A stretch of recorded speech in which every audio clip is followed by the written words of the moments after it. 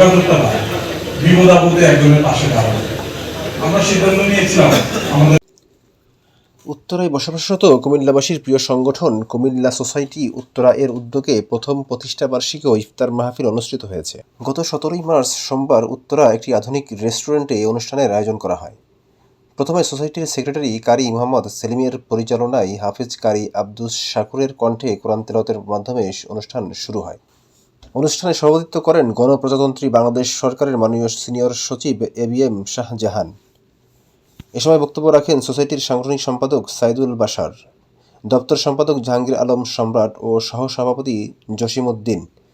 এছাড়াও সোসাইটির 1 বছরের আয় ব্যয় বিবরণী পেশ করেন অর্থ সম্পাদক মোবারক হোসাইন।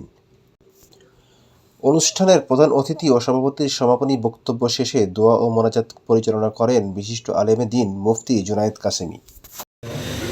এর মধ্যে কিছু কিছু কাজ আমরা করতে পেরেছি, কিছু কাজ আমরা করতে পারিনি। সীমাবদ্ধতা ছিল, রাজনৈতিক পট পরিবর্তন একটা ব্যাপার ছিল, বিভিন্ন কারণে আসলে আগানো যায় নাই। ইনশাল্লাহ ভবিষ্যতে এই সমিতিটুকু আরো ভালো হবে। এখন কথা হচ্ছে যে এই সমিতির কাজটা কি, কুমিল্লা সোসাইটি কি করবে, কুমিল্লা উত্তরার ওনাদের কাজটা কি? কাজটা হচ্ছে সৌহার্দ্য সম্প্রীতি দাবি সকলের মধ্যে।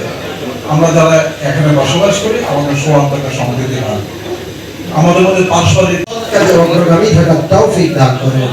অসৎ কাজ থেকে